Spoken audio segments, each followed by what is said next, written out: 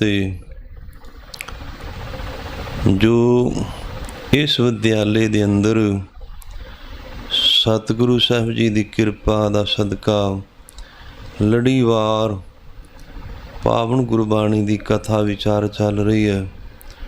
ਉਸ ਦਾ ਸਮਾਂ ਹੋਇਆ ਪਾਵਨ ਗੁਰਬਾਣੀ ਦੀ ਕਥਾ ਵਿਚਾਰ ਸਰਵਣ ਕਰਕੇ ਹੋਰ ਵੀ ਲਾਹਾ ਪ੍ਰਾਪਤ ਕਰੀਏ ਜੀ। ਸਤਨਾਮ ਸ੍ਰੀ ਵਾਹਿਗੁਰੂ ਸਾਹਿਬ ਜੀ। ਭਰੀਐ ਹੱਥ ਪੈਰ। ਧੰਨ ਸਤਿਗੁਰੂ ਸ਼੍ਰੀ ਗੁਰੂ ਨਾਨਕ ਦੇਵ ਸਾਹਿਬ ਜੀ ਮਹਾਰਾਜ ਸੱਚੇ ਪਾਤਸ਼ਾਹ ਜੀ ਦੇ ਚਰਨ ਕਮਲਾਂ ਪਾਸ ਸਿੱਧ ਲੋਕਾਂ ਨੇ ਬੇਨਤੀ ਕੀਤੀ ਕਿ ਸੱਚੇ ਪਾਤਸ਼ਾਹ ਜਿਸ ਤਰ੍ਹਾਂ ਆਪ ਜੀ ਨੇ ਪਿੱਛੇ ਜਿਹੜੀ ਤਿੰਨ ਤਰ੍ਹਾਂ ਦੀ ਸ੍ਰਿਸ਼ਟੀ ਆ ਰਾਜਸੀ, ਤਾਮਸੀ ਤੇ ਸ਼ਾਂਤਕੀ, ਉਹਨਾਂ ਦੇ ਬਾਰੇ ਕਥਨ ਕੀਤਾ। ਹੁਣ ਕਿਰਪਾ ਕਰਕੇ ਸਾਡੇ ਤਾਈਂ ਦਰਸ਼ਨਾਂ ਕਰੋ। ਮਨ ਆ ਜਿਹੜਾ ਮਨ ਦੀ ਕਿਵੇਂ ਮੈਲ ਲੈਂਦੀ ਹੈ, ਮਨ ਸਾਫ਼ ਕਿਵੇਂ ਹੁੰਦਾ। ਆਮ ਤੌਰ 'ਤੇ ਬਹੁਤਾਤ ਗਿਣਤੀ ਵਿੱਚ ਲੋਕਾਂ ਦਾ ਇਹ ਮੰਨਣਾ ਹੈ ਜਾਂ ਆਪਣੀ ਮਤ ਬੁੱਧ ਦੇ ਅਨੁਸਾਰ ਉਹ ਕਹਿੰਦੇ ਆ ਕਿ ਸਾਡਾ ਮਨ ਸਾਫ਼ ਆ।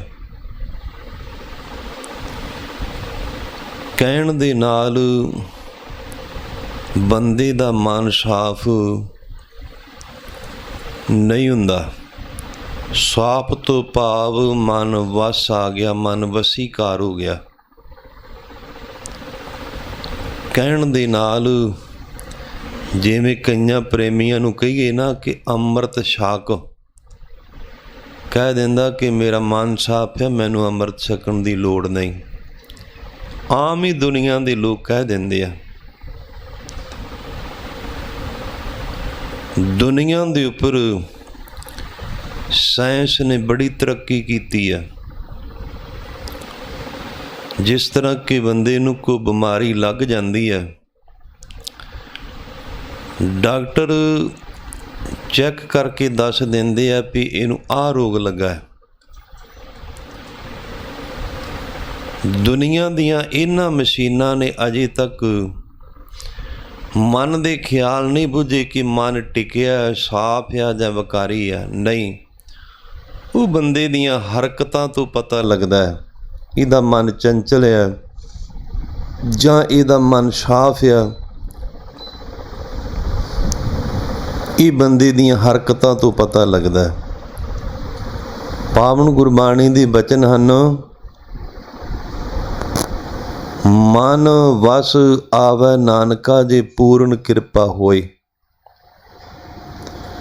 ਮਨ ਵਸੀਕਾਰ ਹੀ ਗੁਰਮੁਖੋ ਤਾਂ ਹੁੰਦਾ ਜੇ ਆਪਾਂ ਪੂਰੇ ਗੁਰੂ ਨੂੰ ਧਾਰਨੀ ਕਰਾਂਗੇ, ਪੂਰੇ ਗੁਰੂ ਦੇ ਲੜ ਲੱਗਾਂਗੇ, ਪੂਰੇ ਗੁਰੂ ਦਾ ਪੂਰਾ ਉਪਦੇਸ਼ ਆਪਣੇ ਕੰਨਾਂ ਨਾਲ ਸੁਣਾਂਗੇ, ਜ਼ਬਾਨ ਦੇ ਨਾਲ ਜਪਾਂਗੇ। ਪੂਰੇ ਗੁਰੂ ਦੀ ਕਿਰਪਾ ਤੋਂ ਬਿਨਾਂ ਮਨ ਬੰਦੇ ਦਾ ਟਿਕਦਾ ਨਹੀਂ, ਮਨ ਬੰਦੇ ਦਾ ਚੰਚਲ ਆ, ਮਨ ਸਾਫ਼ ਨਹੀਂ ਹੁੰਦਾ। ਸਿੱਧ ਲੋਕਾਂ ਦੀ ਬੇਨਤੀ ਨੂੰ ਸੁਣ ਕਰਕੇ ਧੰਨ ਸਤਿਗੁਰੂ ਸ਼੍ਰੀ ਗੁਰੂ ਨਾਨਕ ਦੇਵ ਸਾਹਿਬ ਜੀ ਮਹਾਰਾਜ ਸੱਚੇ ਪਾਤਸ਼ਾਹ ਪਰਥਾਏ ਸਾਖੀ ਮਹਾਂਪੁਰਖ ਬੋਲਦੇ ਸਾਂਝੀ ਸਗਲ ਜਹਾਨੈ। ਸਾਰੀ ਸ੍ਰਿਸ਼ਟੀ ਦੇ ਲੋਕਾਂ ਨੂੰ ਇੱਕ ਸਾਂਝਾ ਉਪਦੇਸ਼ ਦਿੰਦੇ ਆ, ਭਰੀਐ ਹੱਥ ਪੈਰ ਤਨ ਦੇਹ। ਭਾਵੇਂ ਜਿਹੜੇ ਸਰੀਰ ਦੇ ਜਿੰਨੇ ਅੰਦਰੇ ਆ, ਹੱਥ ਪੈਰ ਤਨ, ਜਦੋਂ ਮਿੱਟੀ ਘੱਟੇ ਦੇ ਨਾਲ ਲਿਬੜ ਜਾਂਦਾ ਫਿਰ ਧੋਣ ਦੇ ਨਾਲ ਇਹ ਸਾਫ਼ ਹੋ ਜਾਂਦਾ ਹੈ। ਇਹ ਸਿੱਧ ਲੋਕੋ, ਜਿਸ ਤਰ੍ਹਾਂ ਕਿ ਬੰਦੇ ਦਾ ਜਿਹੜਾ ਸਥੂਲ ਸਰੀਰ ਆ, ਬੰਦੇ ਦੇ ਹੱਥ, ਇਸ ਜੀਵ ਦੇ ਪੈਰ ਤੇ ਜਿਹੜਾ ਤਨ ਆ, ਭਰੀਏ ਹੱਥ ਪੈਰ ਤਨ ਦੇ। ਤਨ ਵੀ ਸਰੀਰ ਨੂੰ ਕਹਿੰਦੇ ਆ ਅਤੇ ਦੇਹ ਵੀ ਗੁਰਮੁਖੋ ਸਰੀਰ ਨੂੰ ਕਹਿੰਦੇ ਆ। ਜਦੋਂ ਮਿੱਟੀ ਘੱਟੇ ਦੇ ਨਾਲ, ਗੰਦਗੀ ਦੇ ਨਾਲ ਇਸ ਜੀਵ ਦਾ ਤਨ ਲਿਬੜ ਜਾਂਦਾ, ਭਰ ਜਾਂਦਾ ਹੈ। ਪਾਣੀ ਧੋਤੈ ਉਤਰ ਸੋਖੇਹ। ਫਿਰ ਸਰੀਰ ਦੀ ਪਵਿੱਤਰਤਾ ਵਾਸਤੇ ਅਕਸਰ ਦੁਨੀਆ ਦੇ ਲੋਕ ਪਾਣੀ ਦੀ ਵਰਤੋਂ ਕਰਦੇ ਆ। ਪਾਣੀ ਧੋਤਾ, ਪਾਣੀ ਦੇ ਨਾਲ ਧੋਂਦੇ ਆ। ਉੱਤਰ ਸੋਖੇ ਗੁਰਮੁਖੋ ਇਹ ਪਾਠ ਵੱਖਰਾ ਵੱਖਰਾ ਹੈ। ਉੱਤਰ ਵੱਖਰਾ ਅਤੇ ਸੋ ਵੱਖਰਾ। ਕਈ ਪ੍ਰੇਮੀ ਉੱਤਰਸ ਪਾਠ ਕਰਦੇ ਆ, ਪਰ ਸੰਪਰਦਾ ਦੇ ਅੰਦਰ ਪਾਠ ਦੱਸੇ ਜਾਂਦੇ ਆ ਕਿ ਜਿਸ ਤਰ੍ਹਾਂ ਕਿ ਪਿਛਲੀਆਂ ਆਪਾਂ 4 ਪੌੜੀਆਂ ਪੜ੍ਹੀਆਂ। ਕੁਦਰਤ ਕਵਣ ਕਹਾ ਵਿਚਾਰ, ਵਾਰਿਆ ਨਾ ਜਾਵਾ ਏਕ ਵਾਰ। ਜੋ ਤੁਧ ਭਾਵੈ ਸਾਈ ਭਲੀ ਕਾਰ। ਇਹਨੂੰ ਬਿੰਦੀ ਨਹੀਂ ਲੱਗੀ, ਇਹ ਸਾਈ ਪਾਠ ਪੜ੍ਹੀਦਾ। ਸਾਈ ਭਲੀ ਕਾਰ ਤੋ ਸਦਾ ਸਲਾਮਤ ਨਿਰੰਕਾਰ। ਇੱਥੇ ਤੱਤੇ ਨੂੰ ਦਲੈਂਕੜਿਆ, ਉੱਤੇ ਟਿੱਪੀ ਨਹੀਂ, ਇਹ ਤੂੰ ਪਾਠ ਪੜ੍ਹੀਦਾ। ਆਮ ਤੌਰ 'ਤੇ ਜਿਹੜੇ ਆਮ ਲੋਕ ਆ ਉਹ ਸਾਈ ਨੂੰ ਸਾਈ ਵੀ ਪੜ੍ਹੀ ਜਾਂਦੇ ਅਤੇ ਤੂੰ ਨੂੰ ਤੂੰ ਵੀ ਪੜ੍ਹੀ ਜਾਂਦੇ ਆ। ਪਰ ਸੰਪਰਦਾਵਾਂ ਦੇ ਵਿੱਚ ਜਦੋਂ ਵਿਦਿਆਰਥੀਆਂ ਨੂੰ ਗੁਰਬਾਣੀ ਦੀ ਸੰਥਿਆ ਕਰਾਈ ਜਾਂਦੀ ਆ, ਇਹ ਗੁਰਮੁਖੋ ਸ਼ੁੱਧ ਉਚਾਰਨ ਸਿਖਾਇਆ ਜਾਂਦਾ ਕਿ ਇਹ ਸਾਈ ਪਾਠ ਆ। ਜਿਸ ਤਰ੍ਹਾਂ ਕਿ ਆਪਾਂ ਪਿੱਛੇ ਪੌੜੀਆਂ ਦੇ ਵਿੱਚ ਪੜ੍ਹਿਆ ਦੇਦਾ, ਇੱਥੇ ਗੁਰਮੁਖੋ ਬਿੰਦੀ ਨਹੀਂ ਲੱਗੀ, ਇਹ ਦੇਦਾ ਪਾਠ ਆ। ਆਮ ਤੌਰ 'ਤੇ ਪ੍ਰਚਲਿਤ ਦੁਨੀਆ ਦੇ ਲੋਕ ਦੇਂਦਾ ਪੜ੍ਹੀ ਜਾਂਦੇ ਆ।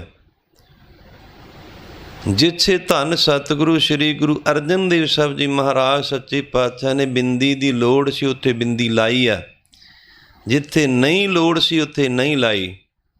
ਪਰ ਅਸੀਂ ਆਪਣੀ ਮਨ ਮਰਜ਼ੀ ਦੇ ਨਾਲ ਹੀ ਪਾਠਾਂ ਦੀ ਤਬਦੀਲੀ ਕਰਦੇ ਹਾਂ। ਦੇਦੇ ਨੂੰ ਦੇਂਦਾ ਪੜ੍ਹੀ ਜਾਣਾ, ਸਾਈ ਨੂੰ ਸਾਈ ਪੜ੍ਹੀ ਜਾਣਾ, ਤੂੰ ਨੂੰ ਤੂੰ ਪੜ੍ਹੀ ਜਾਣਾ। ਇਹ ਮਨਮਤ ਆ, ਗੁਰਮਤ ਨਹੀਂ, ਸੰਪਰਦਾਈ ਵਿਦਿਆ ਨਹੀਂ।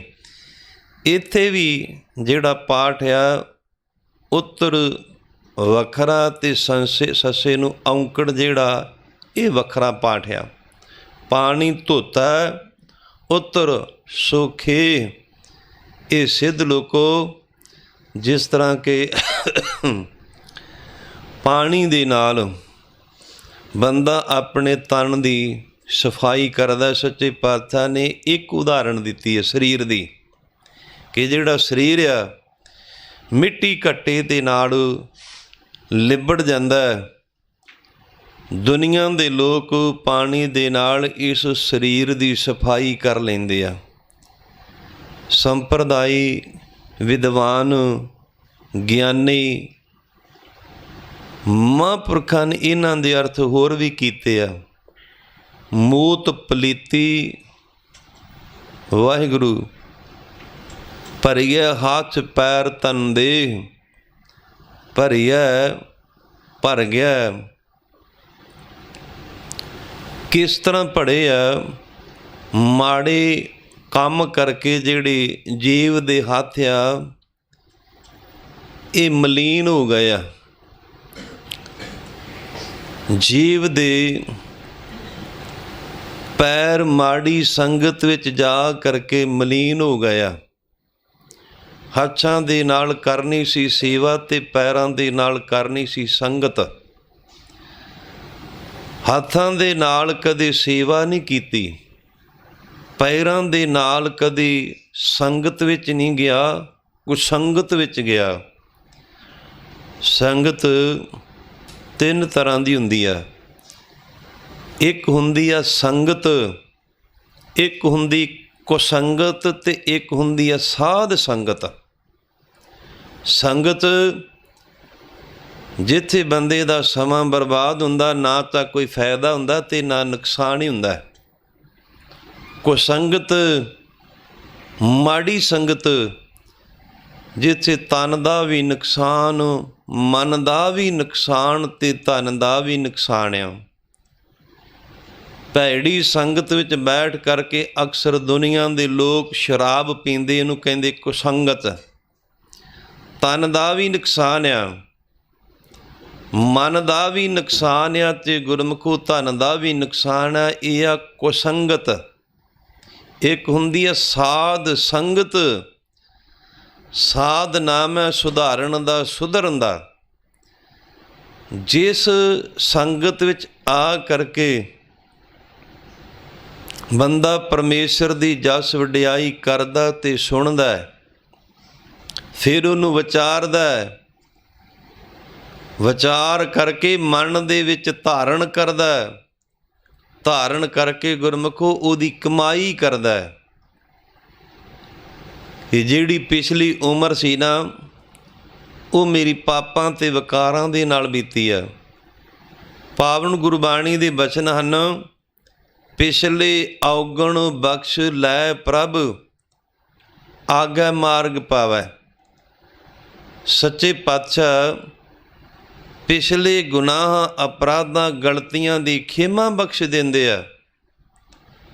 ਆਗੈ ਮਾਰਗ ਪਾਵੈ, ਅੱਗੇ ਸ੍ਰੇਸ਼ਟ ਰਸਤੇ ਦੀ ਸੋਝੀ ਦੱਸਦੇ ਆ ਕਿ ਇਹ ਪ੍ਰਾਣਾਧਾਰੀ ਜੀਵ, ਤੇਰੀ ਇਹ ਸੰਗਤ ਨਹੀਂ, ਤੇਰੀ ਇਹ ਖੁਰਾਕ ਵੀ ਨਹੀਂ। ਜਿਸ ਤਰ੍ਹਾਂ ਗੁਰਮੁਖੋ ਇੱਕ ਤਨ ਦੀ ਖੁਰਾਕ ਹੁੰਦੀ ਆ ਤੇ ਇੱਕ ਮਨ ਦੀ ਖੁਰਾਕ ਹੁੰਦੀ ਆ। ਤਨ ਦੀ ਖੁਰਾਕ ਭੋਜਨ ਪ੍ਰਸ਼ਾਦਾ, ਜਲ ਪਾਣੀ ਆਪਾਂ ਛਕਦੇ ਹਾਂ, ਜਿਹਦੇ ਨਾਲ ਜਲ ਪਾਣੀ ਪ੍ਰਸ਼ਾਦਾ ਛਕਣ ਦੇ ਨਾਲ ਸਰੀਰਕ ਬਲ ਪੈਦਾ ਹੁੰਦਾ। ਇਹ ਤਨ ਦੀ ਖੁਰਾਕ ਆ। ਕਈ ਪ੍ਰੇਮੀ ਹੱਠ ਕਰਦੇ ਆ ਕਿ ਤਨ ਨੂੰ ਖੁਰਾਕ ਨਾ ਦੇਣੀ, ਹੱਠ ਕਰਨਾ। ਮੁੜ ਕੇ ਗੁਰਮੁਖੋ ਕੀ ਹੁੰਦਾ, ਸਰੀਰ ਦੇ ਅੰਦਰ ਗਰਮੀ ਪੈ ਜਾਂਦੀ, ਸਮੇਂ 'ਤੇ ਜਲ ਪਾਣੀ ਪ੍ਰਸ਼ਾਦਾ ਨਾ ਛਕਣਾ, ਸਮੇਂ ਦੇ ਨਾਲ ਸੌਣਾ ਨਾ, ਸਮੇਂ ਦੇ ਨਾਲ ਜਾਗਣਾ ਨਾ, ਸਮੇਂ ਦੇ ਨਾਲ ਇਸ਼ਨਾਨ ਨਾ ਕਰਨਾ। ਗੁਰਮੁਖੋ ਸਰੀਰਕ ਲੋੜਾਂ ਹੈ। ਜਦੋਂ ਸਰੀਰ ਨੂੰ ਆਰਾਮ ਦੀ ਲੋੜ ਹੈ ਉਦੋਂ ਆਰਾਮ ਕਰਨਾ, ਜਦੋਂ ਜਾਗਣ ਦੀ ਲੋੜ ਹੈ ਉਦੋਂ ਜਾਗਣਾ, ਜਦੋਂ ਤਨ ਨੂੰ ਜਲ ਪਾਣੀ ਦੀ ਜ਼ਰੂਰਤ ਹੈ ਉਦੋਂ ਜਲ ਪਾਣੀ ਛਕਣਾ। ਪ੍ਰਸ਼ਾਦੇ ਦੀ ਭੁੱਖ ਲੱਗੀ ਆ, ਗੁਰਮੁਖੋ ਉਦੋਂ ਪ੍ਰਸ਼ਾਦਾ ਰੱਖਣਾ, ਛਕਣਾ। ਇਹ ਤਨ ਦੀ ਖੁਰਾਕ ਆ। ਜਿਸ ਤਰ੍ਹਾਂ ਕਿ ਪੁਰਾਤਨ ਸਮੇਂ ਦੇ ਅੰਦਰ ਲੋਕ ਆਪਣੀ ਮੰਜ਼ਿਲ ਨੂੰ ਤੈਅ ਕਰਨ ਵਾਸਤੇ ਘੋੜੇ ਘੋੜੀਆਂ ਰੱਖਦੇ ਸਨ। ਇਸੇ ਤਰ੍ਹਾਂ ਸਰੀਰ ਦਾ ਤਨ ਵੀ ਇੱਕ ਘੋੜਾ ਹੈ, ਜਿਹਦੇ ਨਾਲ ਅਸੀਂ ਆਪਣੀ ਮੰਜ਼ਿਲ ਨੂੰ ਸਰ ਕਰਕੇ, ਤੈਅ ਕਰਕੇ ਪਰਮੇਸ਼ਰ ਦੀ ਦਰਗਾਹ ਤੱਕ ਦਾ ਸਫ਼ਰ ਕਰਨਾ। ਸਮੇਂ ਦੇ ਅਨੁਸਾਰ ਪ੍ਰਸ਼ਾਦਾ ਨਾ ਛਕਿਆ, ਸਰੀਰ 'ਚ ਗਰਮੀ ਪੈ ਗਈ ਅਤੇ ਸਮੇਂ ਨਾਲ ਉੱਠਿਆ ਨਹੀਂ, ਕਿਉਂਕਿ ਸਰੀਰ ਕਮਜ਼ੋਰ ਹੋ ਗਿਆ, ਸਮੇਂ ਦੇ ਨਾਲ ਉੱਠਿਆ ਨਹੀਂ ਗਿਆ। ਫਿਰ ਸਮੇਂ ਅਨੁਸਾਰ ਨਿਤਨੇਮ ਨਹੀਂ ਕੀਤਾ, ਫਿਰ ਬੇਟਾਈਮਾ ਹੋ ਗਿਆ। ਆਮ ਤੌਰ 'ਤੇ ਸਿਆਣੇ ਲੋਕਾਂ ਦਾ ਕਥਨ ਹੈ, ਵੇਲੇ ਦੀ ਨਮਾਜ਼ ਅਤੇ ਕਵੇਲੇ ਦੀਆਂ ਟੱਕਰਾਂ। ਹੁਣ ਅੰਮ੍ਰਿਤ ਵੇਲੇ 5 ਬਾਣੀਆਂ, ਆਸਾ ਜੀ ਦੀ ਵਾਰ ਦਾ, ਸੁਖਮਨੀ ਸਾਹਿਬ ਦਾ ਟਾਈਮ ਆ। ਪਰਮੇਸ਼ਰ ਦੇ ਪਿਆਰੇ ਭਗਤ ਜਨ ਉਸ ਸਮੇਂ ਤੋਂ ਕਦੇ ਵਾਸਤੇ ਖੁੰਝਦੇ ਨਹੀਂ। ਫਿਰ ਟਾਈਮ ਸਿਰ ਆਪਣਾ ਨਿਤਨੇਮ ਕਰਕੇ, ਸੰਗਤ ਕਰਕੇ, ਦਰਸ਼ਨ ਕਰਕੇ ਤੇ ਆਪਣੀ ਦਸਾਂ ਨਹੁੰ ਦੀ ਕਿਰਤ ਕਰਦੇ ਆ। ਗੁਰਮੁਖੋ ਸਮੇਂ ਦੀ ਕਦਰ ਵੀ ਕਰਨੀ ਆ, ਇਸ ਸਰੀਰ ਦੀ ਲੋੜ ਪੂਰੀ ਕਰਨੀ, ਭੋਜਨ ਪ੍ਰਸ਼ਾਦਾ ਵੀ ਦੇਣਾ ਤੇ ਛਕਣਾ। ਇਹ ਆ ਗੁਰਮੁਖੋ ਇੱਕ ਤਨ ਦੀ ਖੁਰਾਕ। ਮਨ ਦੀ ਖੁਰਾਕ ਵੀ ਆ। ਮਨ ਸਥੂਲ ਨਹੀਂ ਗੁਰਮੁਖੋ, ਮਨ ਸੂਖਮ ਆ। ਜਿਹੜੀ ਸੂਖਮ ਵਸਤੂ ਹੁੰਦੀ ਆ ਉਹਦੀ ਖੁਰਾਕ ਵੀ ਸੂਖਮ ਹੁੰਦੀ ਆ। ਤੇ ਮਨ ਦੀ ਖੁਰਾਕ ਕੀ ਆ? ਨਾਮ ਜਪਣਾ, ਸੰਗਤ ਕਰਨੀ, ਗੁਰਬਾਣੀ ਪੜ੍ਹਨੀ, ਧੰਨ ਸਤਿਗੁਰੂ ਸ੍ਰੀ ਗੁਰੂ ਗ੍ਰੰਥ ਸਾਹਿਬ ਜੀ ਮਹਾਰਾਜ ਸੱਚੇ ਪਾਤਸ਼ਾਹ ਦੇ ਦਰਸ਼ਨ ਕਰਨੇ ਗੁਰਮੁਖੋ ਇਹ ਮਨ ਦੀ ਖੁਰਾਕ ਆ। ਜਿਸ ਤਰ੍ਹਾਂ ਸਰੀਰ ਵਿੱਚ ਬਲ ਹੋਵੇ ਤੇ ਸਰੀਰਕ ਬਲ ਦੇ ਨਾਲ ਦਸਾਂ ਨਹੁੰ ਦੀ ਇਨਸਾਨ ਆਪਣੀ ਕਿਰਤ ਕਮਾਈ ਕਰਦਾ, ਮਨ ਨੂੰ ਥਕਾਵਟ ਨਹੀਂ ਹੁੰਦੀ, ਸਰੀਰਕ ਬਲ ਆ ਦਸਾਂ ਨਹੁੰਆਂ ਦੀ ਕਿਰਤ ਕਰਦਾ। ਇਸੇ ਤਰ੍ਹਾਂ ਗੁਰਮੁਖੋ ਜਿਨ੍ਹਾਂ ਦੇ ਮਨ ਬਲਵਾਨ ਆ, ਬਾਣੀ ਪੜ੍ਹ ਕੇ ਸੇਵਾ ਕਰਕੇ ਸਿਮਰਨ ਕਰਕੇ ਸ੍ਰੀ ਗੁਰੂ ਗ੍ਰੰਥ ਸਾਹਿਬ ਜੀ ਮਹਾਰਾਜ ਸੱਚੇ ਪਾਤਸ਼ਾਹ ਜੀ ਦੇ ਦਰਸ਼ਨ ਕਰਕੇ ਜਿਨ੍ਹਾਂ ਦੇ ਮਨ ਬਲਵਾਨ ਹੋ ਗਏ ਆ, ਉਹ ਗੁਰਮੁਖੋ ਮਨ ਕਦੇ ਡੋਲਦਾ ਨਹੀਂ।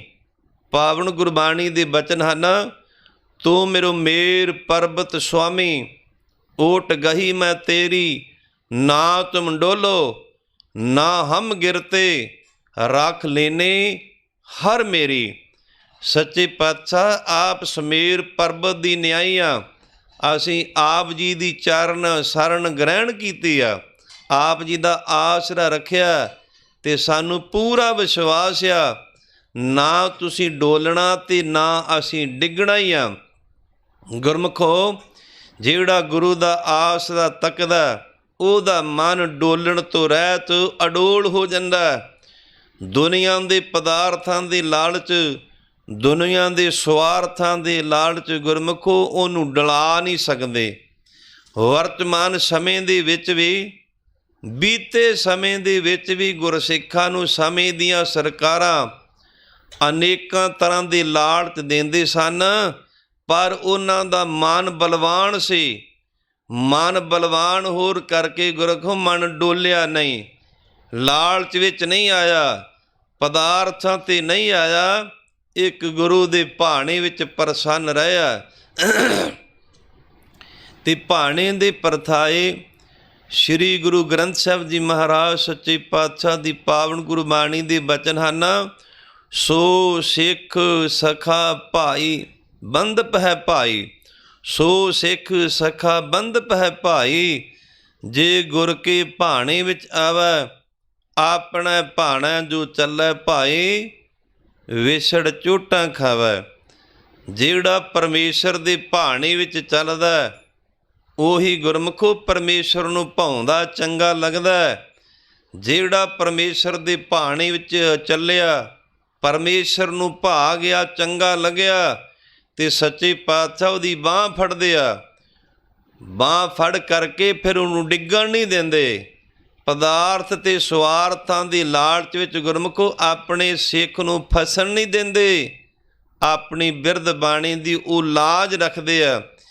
ਤੇ ਜਿਹੜਾ ਸਾਡਾ ਤਾਨ ਆ, ਇਹ ਕੀ ਆ, ਸਾਡਾ ਸੂਖਮ ਆ ਅੰਦਰ, ਫਿਰ ਦੇਹ ਸਾਡੀ ਸਥੂਲ ਆ।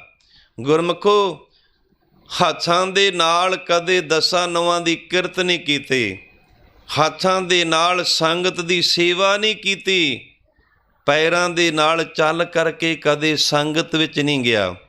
ਤੇ ਫਿਰ ਮਨ ਦੇ ਵਿੱਚ ਭੈੜੇ ਫੁਰਨੇ ਆਉਂਦੇ ਆ ਤੇ ਤਨ ਦੇ ਨਾਲ ਗੁਰਮੁਖੋ ਵਕਾਰ ਭੋਗਿਆ, ਭਰਿਆ ਹੱਥ ਪੈਰ ਤਨ ਦੇ। ਫਿਰ ਜਿਹੜਾ ਸਾਡਾ ਤਨ ਸੀ, ਸਾਡਾ ਮਨ ਸੀ, ਸਾਡੇ ਹੱਥ ਪੈਰ, ਇਹ ਸਾਡੀ ਸਾਰੀ ਸਥੂਲ ਦੇ, ਇਹ ਗੁਰਮੁਖੋ ਪਾਪਾਂ ਤੇ ਵਕਾਰਾਂ ਦੀ ਨਮੈਲ ਦੇ ਨਾਲ ਭਰ ਗਈ ਆ। ਤੇ ਸੱਚੇ ਪਾਤਸ਼ਾਹ ਸਾਨੂੰ ਧੋਣ ਦਾ ਤਰੀਕਾ ਵੀ ਇੱਕ ਦੱਸਦੇ ਆ, ਪਾਣੀ ਧੋਤਾ ਉਤਰ ਸੋਖੇਹ। ਫਿਰ ਇਹ ਜਿਹੜੀ ਸਾਡੀ ਦੇਹ ਆ ਸਾਫ਼ ਕਿਵੇਂ ਹੁੰਦੀ ਆ? ਅੱਜ ਵਰਗਾ ਜ਼ਮਾਨਾ ਨਹੀਂ ਸੀ, ਪੁਰਾਤਨ ਲੋਕ ਪਤਨਾ ਤੇ ਦਰਿਆ ਦੇ ਵਗਦੇ ਪ੍ਰਵਾਹ 'ਤੇ ਜਾ ਕਰਕੇ ਇਹ ਕੱਪੜਿਆਂ ਨੂੰ ਧੋਇਆ ਕਰਦੇ ਸਨ, ਇਸ਼ਨਾਨ ਕਰਿਆ ਕਰਦੇ ਸਨ। ਇਹ ਗੁਰਮੁਖੋ ਤਨ ਵੀ ਇੱਕ ਕੱਪੜਾ ਹੈ। ਫਿਰ ਦਰਿਆ ਕੀ ਆ? ਗੁਰੂ ਦਰਿਆ ਦੀ ਨਿਆਈ ਆ। ਫਿਰ ਜਦੋਂ ਪਾਣੀ ਦੇ ਕਿਨਾਰੇ 'ਤੇ ਜਾ ਕਰਕੇ ਜੀਵ ਲੋਕ ਪ੍ਰਾਣਾ ਧਾਰੀ ਇਹ ਦੁਨੀਆ ਦੇ ਲੋਕ ਕੱਪੜੇ ਧੋਂਦੇ ਸਨ। ਉੱਥੇ ਪੱਤਨ ਬੜੇ ਹੁੰਦੇ ਸਨ, ਘਾਟ ਬਣੇ ਹੁੰਦੇ ਸਨ, ਉਸ ਘਾਟ 'ਤੇ ਬਹਿ ਕਰਕੇ ਫਿਰ ਕੱਪੜੇ ਧੋਂਦੇ ਸਨ। ਗੁਰੂ ਹੈ ਦਰਿਆ, ਸਾਧ ਸੰਗਤ ਰੂਪ ਹੈ ਪਤਨ। ਤੇ ਫਿਰ ਜਦੋਂ ਪੱਤਣ ਤੇ ਜਾਂਦੇ ਸਨ ਤੇ ਕੱਪੜੇ ਧੋਣ ਵਾਸਤੇ ਚੌਂਕੀਆਂ ਫੱਟੀਆਂ ਜਾਂ ਪਟੜੇ ਹੁੰਦੇ ਸੀ। ਮਾਲਵੇ ਦੀ ਬੋਲੀ ਵਿੱਚ ਚੌਂਕੀ ਨੂੰ ਪਟੜਾ ਕਿਹਾ ਜਾਂਦਾ। ਮਾਝੇ ਦੇ ਜਿੰਨੇ ਲੋਕ ਆ ਇਹ ਲੀੜੇ ਕੱਪੜੇ ਧੋਣ ਵਾਲੀ ਲੱਕੜ ਦੀ ਬਣੀ ਜਿਹੜੀ ਉਹਨੂੰ ਚੌਂਕੀ ਜਾਂ ਫੱਟੀ ਕਹਿੰਦੇ ਸਨ। ਗੁਰਮੁਖੋ ਫਿਰ ਸਾਧ ਸੰਗਤ ਜਿਹੜੀ ਇਹ ਪੱਤਣ ਆ, ਫਿਰ ਪਟੜਾ ਕਿਹੜਾ ਜਿਹੜਾ ਗੁਰੂ ਦੇ ਉੱਪਰ ਸਿਧਾਂਤ ਦੇ ਉੱਪਰ ਨਿਸ਼ਚਾ ਰੱਖਣਾ। ਗੁਰਮੁਖੋ ਇਹ ਪਟੜਾ ਹੈ। ਫਿਰ ਪਾਣੀ ਵੀ ਮਿਲ ਗਿਆ, ਪੱਤਣ ਵੀ ਮਿਲ ਗਿਆ, ਪਟੜਾ ਵੀ ਮਿਲ ਗਿਆ।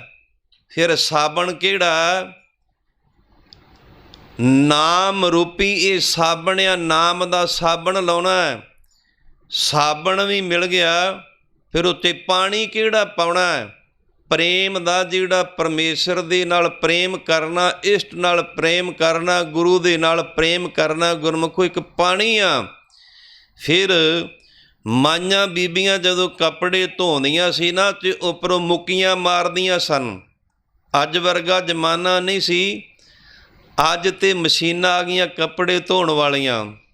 ਪਾਣੀ ਪਾ ਦਿੱਤਾ, ਸਰਫ ਸੋਡਾ ਪਾ ਦਿੱਤਾ, ਵਿੱਚ ਕੱਪੜੇ ਪਾ ਦਿੱਤੇ ਤੇ ਮਸ਼ੀਨ ਦਾ ਬਟਨ ਦੱਬ ਦਿੱਤਾ ਤੇ ਆਪੇ ਮਸ਼ੀਨ ਨੇ ਕੱਪੜੇ ਧੋ ਦੇਣੇ। ਇਹੋ ਜਿਹਾ ਜ਼ਮਾਨਾ ਨਹੀਂ ਸੀ। ਫਿਰ ਜਿੰਨਾ ਚਿਰ ਕੱਪੜੇ ਨੂੰ ਭਿਓਇਆ ਨਾ, ਪਾਣੀ ਨਾ ਪਾਇਆ, ਸਾਬਣ ਨਾ ਲਾਇਆ ਤੇ ਗੁਰਮੁਖੋ ਜੇਕਰ ਉੱਪਰ ਉਹਦੇ ਮੁੱਕੀਆਂ ਨਹੀਂ ਸੀ ਮਾਰੀਆਂ ਜਾਂਦੀਆਂ ਤੇ ਫਿਰ ਜੰਮੀ ਹੋਈ ਮੈਲ ਨਹੀਂ ਸੀ ਵਿੱਚੋਂ ਨਿਕਲਦੀ। ਫਿਰ ਗੁਰੂ ਰੂਪੀ ਦਰਿਆ ਸਾਧ ਸੰਗਤ ਰੂਪ ਹੈ ਪੱਤਣ, ਫਿਰ ਨਿਸ਼ਚਾ ਰੂਪ ਹੈ ਪਟੜਾ ਜਾਂ ਫੱਟੀ ਜਾਂ ਚੌਂਕੇ। ਫਿਰ ਨਾਮ ਦਾ ਸਾਬਣ ਲਾਇਆ, ਪ੍ਰੇਮ ਦਾ ਪਾਣੀ ਪਾਇਆ। ਫਿਰ ਮੁੱਕੀਆਂ ਕਿਹੜੀਆਂ ਮਾਰਨੀਆਂ ਜਿਹੜੀ ਪਰਮੇਸ਼ਰ ਦਾ ਨਾਮ ਜਪਣ ਦੀ ਜੁਗਤੀ ਆ। ਫਿਰ ਜਦੋਂ ਪਰਮੇਸ਼ਰ ਦੇ ਨਾਮ ਜਪਣ ਦੀ ਜੁਗਤੀ ਦੀਆਂ ਮੁੱਕੀਆਂ ਮਾਰੀਆਂ ਤੇ ਗੁਰਮੁਖੋ ਜਿਹੜਾ ਇਹ ਤਨ ਰੂਪੀ ਕੱਪੜਾ ਸੀ ਇਹ ਸਾਫ਼ ਹੋ ਗਿਆ। ਤੇ ਸਿੱਧ ਲੋਕੋ ਅਸੀਂ ਤੁਹਾਨੂੰ ਸਿੱਖਿਆ ਦਿੰਦੇ ਹਾਂ, ਭਰਿਆ ਹੱਥ ਪੈਰ ਤਨ ਦੇਹ ਪਾਣੀ ਧੋਤਾ ਉਤਰ ਸੋਖੇ। ਇਹ ਪਹਿਲਾ ਪ੍ਰਮਾਣ ਧੰਨ ਸਤਿਗੁਰੂ ਸ੍ਰੀ ਗੁਰੂ ਨਾਨਕ ਦੇਵ ਸੱਚੇ ਪਾਤਸ਼ਾਹ ਨੇ ਦਿੱਤਾ।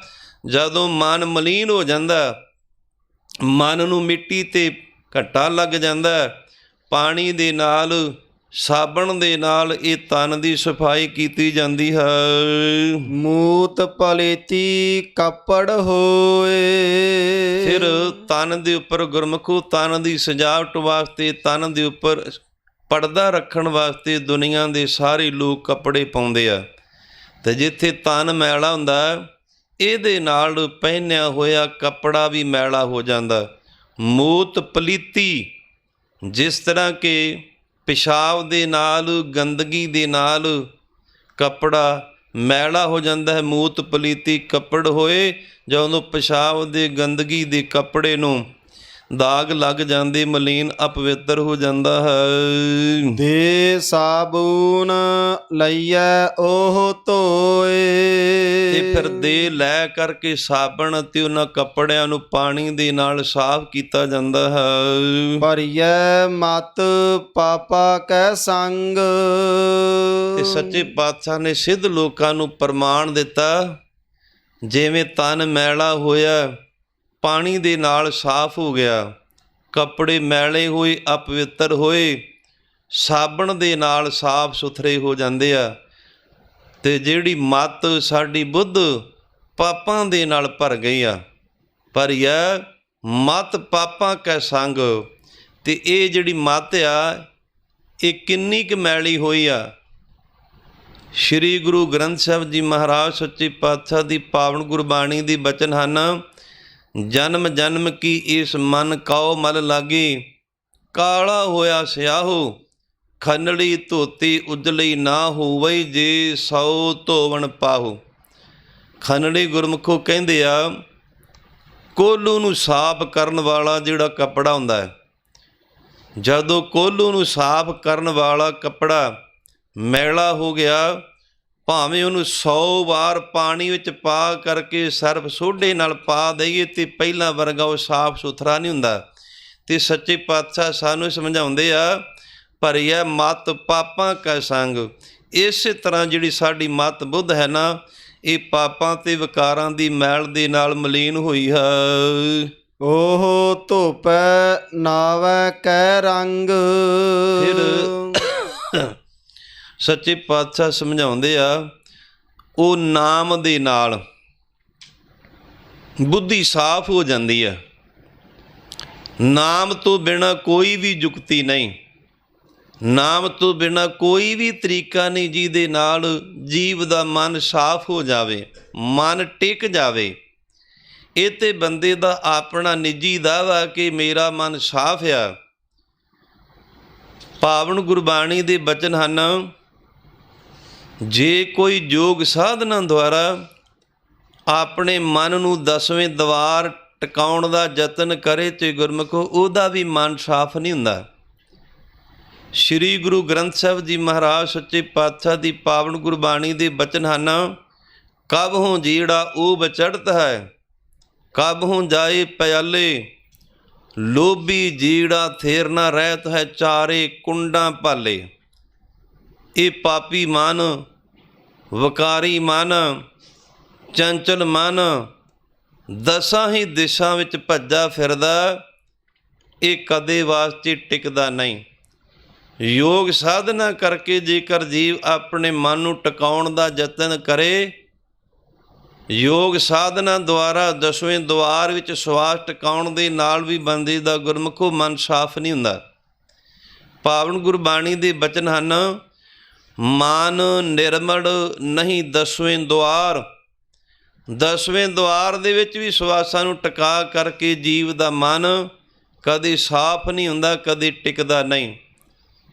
ਜਿੱਥੇ ਅੱਜ ਕੱਲ੍ਹ ਗੁਰਦੁਆਰਾ ਸੰਤੋਖਸਰ ਸਾਹਿਬ ਬਣਿਆ, ਜਦੋਂ ਧੰਨ ਸਤਿਗੁਰੂ ਸ਼੍ਰੀ ਗੁਰੂ ਅਰਜਨ ਦੇਵ ਸਾਹਿਬ ਜੀ ਮਹਾਰਾਜ ਸੱਚੇ ਪਾਤਸ਼ਾਹ ਜੀ ਨੇ ਇਸ ਸਰੋਵਰ ਦੀ ਕਾਰ ਸੇਵਾ ਕਰਵਾਈ। ਕਾਰ ਸੇਵਾ ਕਰਵਾਉਂਦਿਆਂ ਜਦੋਂ ਮਿੱਟੀ ਨੂੰ ਪੁੱਟਿਆ ਤੇ ਗੁਰਮੁਖੋ ਥੱਲਿਓਂ ਇੱਕ ਮੱਟ ਨਿਕਲਿਆ। ਜਦੋਂ ਮੱਟ ਨਿਕਲਿਆ, ਸ਼੍ਰੀ ਗੁਰੂ ਅਰਜਨ ਦੇਵ ਸਾਹਿਬ ਜੀ ਮਹਾਰਾਜ ਸੱਚੇ ਪਾਤਸ਼ਾਹ ਜੀ ਨੇ ਉਸ ਮੱਟ ਨੂੰ ਤੋੜਿਆ। ਜਦੋਂ ਮੱਟ ਨੂੰ ਤੋੜਿਆ ਤੇ ਮੱਟ ਦੇ ਵਿੱਚੋਂ ਇੱਕ ਜੋਗੀ ਸਮਾਧੀ ਲਾ ਕਰਕੇ ਬੈਠਾ। ਉਹਦੇ ਸਵਾਸ 10ਵੇਂ ਦੁਆਰ ਵਿੱਚ ਟਿਕਾਏ ਹੈ, ਸਮਾਧੀ ਲਾ ਕਰਕੇ ਬੈਠਾ। ਸੱਚੇ ਪਾਤਸ਼ਾਹ ਜੀ ਨੇ ਗੁਰਸਿੱਖਾਂ ਨੂੰ ਬਚਨ ਕੀਤਾ, ਹੱਥਾਂ ਤੇ ਪੈਰਾਂ ਦੀਆਂ ਤਲੀਆਂ ਵਿੱਚ ਇਹਦੀ ਮੱਖਣੀ ਮਾਲਿਸ਼ ਕਰੋ, ਤਾਲੂ ਦੇ ਵਿੱਚ ਵੀ ਮਾਲਿਸ਼ ਕਰੋ। ਸੱਚੇ ਪਾਤਸ਼ਾਹ ਜੀ ਦਾ ਬਚਨ ਮੰਨ ਕਰਕੇ ਜਦੋਂ ਸਿੱਖਾਂ ਨੇ ਮਾਲਿਸ਼ ਕੀਤੀ ਤੇ ਉਸ ਜੋਗੀ ਦੇ ਹੌਲੀ ਹੌਲੀ ਸਵਾਸ ਸਰੀਰ ਵਿੱਚ ਪ੍ਰਵੇਸ਼ ਹੋਏ, ਸਵਾਸ ਚੱਲੇ। ਜਦੋਂ ਸਵਾਸ ਚੱਲੇ, ਜੋਗੀ ਨੇ ਆਪਣੇ ਨੇਤਰ ਖੋਲ੍ਹੇ। ਬਾਬਾ ਬੁੱਢਾ ਸਾਹਿਬ ਜੀ ਦੇ ਨਾਲ ਉਹਦੀ ਵਿਚਾਰ ਹੋਈ। ਬਾਬਾ ਬੁੱਢਾ ਸਾਹਿਬ ਜੀ ਨੂੰ ਪੁੱਛਣ ਲੱਗਾ ਕਿ ਬਾਬਾ ਜੀ ਹੁਣ ਕਿਹੜਾ ਸਮਾਂ ਯੁੱਗ ਕਿਹੜਾ ਵਰਤਦਾ ਹੈ? ਤੇ ਬਾਬਾ ਬੁੱਢਾ ਸਾਹਿਬ ਜੀ ਨੇ ਬਚਨ ਕੀਤਾ, ਜੋਗੀ ਜੀ ਹੁਣ ਕਲਯੁੱਗ ਦਾ ਸਮਾਂ। ਬੇਨਤੀ ਕਰਕੇ ਜੋਗੀ ਨੇ ਪੁੱਛਿਆ ਕਿ ਕਲਯੁੱਗ ਸਮੇਂ ਦੇ ਅਵਤਾਰ ਕੌਣ ਆ? ਬਾਬਾ ਬੁੱਢਾ ਸਾਹਿਬ ਜੀ ਨੇ ਬਚਨ ਕੀਤਾ, ਧੰਨ ਧੰਨ ਸਤਿਗੁਰੂ ਸ਼੍ਰੀ ਗੁਰੂ ਨਾਨਕ ਦੇਵ ਸਾਹਿਬ ਜੀ ਮਹਾਰਾਜ ਸੱਚੇ ਪਾਤਸ਼ਾਹ। ਸੁਣ ਕਰਕੇ ਬੜਾ ਪ੍ਰਸੰਨ ਹੋਇਆ। ਇਸ ਜੋਗੀ ਦੀ ਸਮਾਧੀ ਲਾਉਣ ਦਾ ਗੁਰਮੁਖੋ ਕਾਰਨ ਸੀ, ਸਤਿਯੁਗ ਦਾ ਸਮਾਂ ਸੀ। ਇਹਨੇ ਯੋਗ ਧਾਰਨ ਕੀਤਾ, ਯੋਗ ਮਤ ਨੂੰ ਅਪਣਾਇਆ। ਆਪਣੇ ਗੁਰੂ ਨੂੰ ਕਹਿਣ ਲੱਗਾ ਕਿ ਗੁਰਦੇਵ ਮੈਨੂੰ ਮੁਕਤੀ ਦੀ ਦਾਤ ਬਖਸ਼ੋ। ਇਹਦੇ ਗੁਰੂ ਨੇ ਬਚਨ ਕੀਤਾ ਕਿ ਮੈਂ ਤੈਨੂੰ ਮੁਕਤ ਨਹੀਂ ਕਰ ਸਕਦਾ। ਜੇ ਤੈਨੂੰ ਮੁਕਤੀ ਦੀ ਦਾਤ ਚਾਹੀਦੀ ਹੈ, ਤੈਨੂੰ ਲੰਮਾ ਸਮਾਂ ਸਮਾਧੀ ਲਾਉਣੀ ਆ। ਵੇਖੋ, ਸਤਿਯੁਗ ਦਾ ਸਮਾਂ ਲੰਘਿਆ, ਤ੍ਰੇਤਾ ਯੁੱਗ ਆਇਆ, ਤ੍ਰੇਤਾ ਵੀ ਬੀਤਿਆ। ਤ੍ਰੇਤਾ ਯੁਗ ਬੀਤ ਗਿਆ, ਅੱਗੇ ਦੁਆਪਰ ਆਇਆ, ਦੁਆਪਰ ਯੁਗ ਵੀ ਬੀਤ ਗਿਆ। ਕਲਯੁਗ ਦਾ ਸਮਾਂ ਆਇਆ। ਕਲਯੁਗ ਸਮੇਂ ਦੇ ਅਵਤਾਰ ਸ੍ਰੀ ਗੁਰੂ ਅਰਜਨ ਦੇਵ ਸਾਹਿਬ ਜੀ ਮਹਾਰਾਜ ਸੱਚੇ ਪਾਤਸ਼ਾਹ 4 ਯੁਗ ਲੰਮਾ ਸਮਾਂ ਇਸ ਜੋਗੀ ਨੇ ਸਮਾਧੀ ਲਾਈ। ਤੇ ਜੋਗੀ ਨੂੰ ਬਾਬਾ ਬੁੱਢਾ ਸਾਹਿਬ ਜੀ ਨੇ ਬਚਨ ਕਰਕੇ ਪੁੱਛਿਆ ਕਿ ਜੋਗੀ ਜੀ ਕਦੋਂ ਦੇ ਸਮਾਧੀ ਲਾ ਕਰਕੇ ਬੈਠੇ ਆ। ਜੋਗੀ ਨੇ ਬਾਬਾ ਜੀ ਨੂੰ ਬੇਨਤੀ ਕੀਤੀ, ਬਚਨ ਕੀਤਾ ਕਿ ਅਸੀਂ ਸਤਿਯੁਗ ਦੇ ਸਮੇਂ ਤੋਂ ਸਮਾਧੀ ਲਾ ਕਰਕੇ ਬੈਠੇ ਹਾਂ। ਫਿਰ ਜਦੋਂ ਇੰਨਾ ਲੰਮਾ ਸਮਾਂ ਸਮਾਧੀ ਲਾਈ, ਬਾਬਾ ਜੀ ਨੇ 5 ਉਂਗਲਾਂ ਦਾ ਇਸ਼ਾਰਾ ਕਰਕੇ ਪੁੱਛਿਆ ਕਿ 5 ਵਿਕਾਰਾਂ ਤੋਂ ਖਹਿੜਾ ਛੁੱਟਿਆ। ਜੋਗੀ ਸੰਤੋਖਾ ਉਹਦਾ ਨਾਂ ਸੀ। ਸੰਤੋਖੇ ਰਿਖੀ ਨੇ ਸਿਰ ਫੇਰ ਦਿੱਤਾ, ਨਹੀਂ ਬਾਬਾ ਜੀ 5 ਵਿਕਾਰਾਂ ਤੋਂ ਖਹਿੜਾ ਅਜੇ ਵੀ ਨਹੀਂ ਛੁੱਟਿਆ। ਪਾਵਨ ਗੁਰਬਾਣੀ ਦੇ ਬਚਨ ਹਨ, ਗ੍ਰਹਿ ਤਜ ਬਾਨਖੰਡ ਜਾਈਐ, ਚੁਨ ਖਾਈਐ ਕੰਦਾ, ਆਜੋ ਬੇਕਾਰ ਨਾ ਛੋੜਈ, ਪਾਪੀ ਮਨ ਮੰਦਾ। ਘਰ ਪਰਿਵਾਰ ਸੰਸਾਰ ਨੂੰ ਛੱਡ ਕਰਕੇ ਜੀਵ ਜੰਗਲਾਂ ਵਿੱਚ ਜਾਂਦਾ, ਜੰਗਲਾਂ ਦੇ ਫਲ ਫੁੱਲ ਖਾ ਕਰਕੇ ਆਪਣੇ ਪੇਟ ਦੀ ਪੂਰਤੀ ਕਰਦਾ। ਪਰ ਜਿਹੜੇ ਵਿਕਾਰਾਂ ਨੂੰ ਛੱਡਣ ਵਾਸਤੇ ਜੰਗਲਾਂ ਵਿੱਚ ਆਇਆ, ਕਿਸੇ ਦੇ ਮੱਥੇ ਨਹੀਂ ਲੱਗਦਾ। ਅਜੋ ਵਿਕਾਰ ਨਾ ਛੋੜਈ, ਅਜੇ ਵੀ ਮਨ ਦੇ ਵਿਕਾਰ ਛੁੱਟੇ ਨਹੀਂ। ਪਾਪੀ ਇਸ ਪਾਪੀ ਮਨ ਨੇ ਮਨ ਦੇ ਵਿਕਾਰਾਂ ਤੋਂ ਗੁਰਮੁਖੋ ਅਜੇ ਵੀ ਖਹਿੜਾ ਨਹੀਂ ਛੁੱਟਿਆ। ਪਾਵਨ ਗੁਰਬਾਣੀ ਦੇ ਬਚਨ ਹਨ, ਦੇਸ ਛੋੜ ਪਰਦੇਸੇ ਧਾਇਆ, 5 ਚੰਡਾਲ ਨਾਲੇ ਲੈ ਆਇਆ। ਦੇਸ ਵੀ ਛੱਡ ਦਿੱਤਾ, ਪਰਿਵਾਰ ਵੀ ਛੱਡ ਦਿੱਤਾ, ਸ਼ਰੀਕਾ ਭਾਈਚਾਰਾ ਕਬੀਲਾ ਵੀ ਛੱਡ ਦਿੱਤਾ, ਪਰਦੇਸ ਵਿੱਚ ਆ ਗਿਆ। ਪਰ ਜਿਹੜੇ 5 ਵਿਕਾਰ ਸੀ ਗੁਰਮੁਖੋ, ਉਹ ਅਜੇ ਵੀ ਨਹੀਂ ਖਹਿੜਾ ਛੱਡਦੇ। 5 ਚੰਡਾਲ ਨਾਲੇ ਲੈ ਆਇਆ। ਜੀਵ ਜਿੱਥੇ ਵੀ ਜਾਂਦਾ ਇਹ 5 ਵਿਕਾਰਾਂ ਰੂਪੀ ਚੰਡਾਲ ਉਹਦੇ ਨਾਲ ਹੀ ਜਾਂਦੇ ਆ। ਇਹ ਖਹਿੜਾ ਕਦੇ ਨਹੀਂ ਛੱਡਦੇ। ਮਾਝ ਰਾਗ ਦੀ ਪਾਵਨ ਗੁਰਬਾਣੀ ਅੰਦਰ ਪੰਚਮ ਪਾਤਸ਼ਾਹ ਜੀ ਦੇ ਬਚਨ ਹਨ, ਕਿਰਤ ਕਰਮ ਕੇ ਵਿਛੜੇ, ਕਰ ਕਿਰਪਾ ਮਿਹਲੋ ਰਾਮ, 4 ਕੁੰਟ ਦਹਿ ਦਿਸ ਭ੍ਰਮੇ, ਥਕ ਆਏ ਪ੍ਰਭ ਕੀ ਸਾਮ। ਸੱਚੇ ਪਾਤਸ਼ਾਹ ਆਪਣੇ ਕਰਮਾਂ ਦੀ ਕਿਰਤ ਕਰਕੇ, ਕਿਰਤ ਕਰਮ ਕੇ ਵਿਛੜੇ, ਕਰ ਕਿਰਪਾ ਮਿਹਲੋ ਰਾਮ। ਇਹ ਰਾਮੇ ਹੋਏ ਰਾਮ ਅਕਾਲ ਪੁਰਖ ਵਾਹਿਗੁਰੂ ਸ੍ਰੀ ਗੁਰੂ ਗ੍ਰੰਥ ਸਾਹਿਬ ਜੀ ਮਹਾਰਾਜ ਸੱਚੇ ਪਾਤਸ਼ਾਹ ਸਾਨੂੰ ਮੇਲਣਾ ਕਰੋ। 4 ਕੁੰਟ, 4 ਕੁੰਟਾਂ ਦੇ ਵਿੱਚ 10 ਦਿਸ਼ਾਂ ਦੇ ਵਿੱਚ 4 ਕੁੰਟ ਦਹਿ ਦਿਸ ਭ੍ਰਮੇ, ਥਕ ਆਏ ਪ੍ਰਭ ਕੀ ਸਾਮ। ਥਕ ਕਰਕੇ, ਹਾਰ ਕਰਕੇ ਸੱਚੇ ਪਾਤਸ਼ਾਹ ਅਸੀਂ ਆਪ ਜੀ ਦੀ ਸ਼ਰਨ ਵਿੱਚ ਆਏ ਹਾਂ। ਕਿਰਪਾ ਕਰਕੇ ਸਾਨੂੰ ਆਪਣੇ ਨਾਲ ਮੇਲ ਲਓ। ਗੁਰਮੁਖੋ ਮਿਲਣ ਦਾ ਇੱਕੋ ਇੱਕ ਤਰੀਕਾ ਹੈ ਕਿ ਪਿਛਲੇ ਔਗਣ ਬਖਸ਼ ਲੈ, ਆਗੇ ਮਾਰਗ ਪਾਵੈ। ਪਿਛਲੇ ਗੁਨਾਹਾਂ ਤੋਂ ਤੋਬਾ ਕਰਨੀ ਆ, ਆਗਾ ਸਮਝ ਚੱਲੋ ਨੰਦ ਲਾਲਾ। ਪਾਤਸ਼ਾਹ ਜੋ ਬੀਤੀ ਸੋ ਬੀਤੀ, ਅੱਗੇ ਸਮਝ ਕਰਕੇ ਚੱਲਣਾ ਕਿ ਮਾੜੀ ਸੰਗਤ ਵਿੱਚ ਨਹੀਂ ਜਾਣਾ। ਆਮ ਤੌਰ 'ਤੇ ਜਿਹੜੇ ਪਖੰਡੀਆਂ ਦੇ ਡੇਰੇ ਆ, ਸੰਗਤ ਉੱਥੇ ਵੀ ਹੁੰਦੀ ਆ, ਪਰ ਗੁਰਮੁਖੋ ਉਹ ਸੰਗਤ ਨਹੀਂ, ਉਹ ਕੁਸੰਗਤ ਆ। ਗੁਰਮਤ ਨਾਲੋਂ ਤੋੜ ਕਰਕੇ ਦੇਹਧਾਰੀ ਦੇ ਨਾਲ ਜੋੜਨਾ। ਜਿਵੇਂ ਨਕਲੀ ਨਿਰੰਕਾਰੀ ਆ, ਉਹ ਵੀ ਦੇਹ ਨਾਲ ਜੋੜਦੇ ਆ। ਰਾਧਾ ਸੁਆਮੀ ਆ, ਇਹ ਵੀ ਦੇਹ ਨਾਲ ਜੋੜਦੇ ਆ। ਫਿਰ ਸਰਸੇ ਵਾਲੇ, ਇਹ ਵੀ ਦੇਹ ਨਾਲ ਜੋੜਦੇ ਆ। ਨੂਰ ਮਹਿਲੀਏ ਨੂੰ ਮੰਨਣ ਵਾਲੇ ਗੁਰਮੁਖੋ, ਇਹ ਵੀ ਦੇਹ ਨਾਲ ਜੋੜਦੇ ਆ। ਪਰ ਸਿੱਖਾਂ ਦਾ ਗੁਰੂ ਕੌਣ ਆ? ਸਿੱਖਾਂ ਨੇ ਮੰਨਣਾ ਕਿਹਨੂੰ ਆ? ਚੌਥੇ ਪਾਤਸ਼ਾਹ ਗੁਰਬਾਣੀ ਦੁਆਰਾ ਬਚਨ ਕਰਦੇ, ਬਾਣੀ ਗੁਰੂ, ਗੁਰੂ ਹੈ ਬਾਣੀ, ਵਿੱਚ ਬਾਣੀ ਅੰਮ੍ਰਿਤ ਸਾਰੇ, ਗੁਰਬਾਣੀ ਕਹੈ ਸੇਵਕ ਜਨ ਮਾਨੈ ਪ੍ਰਤੱਖ ਗੁਰੂ ਨਿਸਤਾਰੇ। ਇਹ ਪ੍ਰਤੱਖ ਪ੍ਰਗਟ ਗੁਰੂ ਆ, ਸ਼ਬਦ ਗੁਰੂ ਆ, ਸਿੱਖਾਂ ਦਾ ਦੇਹਧਾਰੀ ਨਹੀਂ।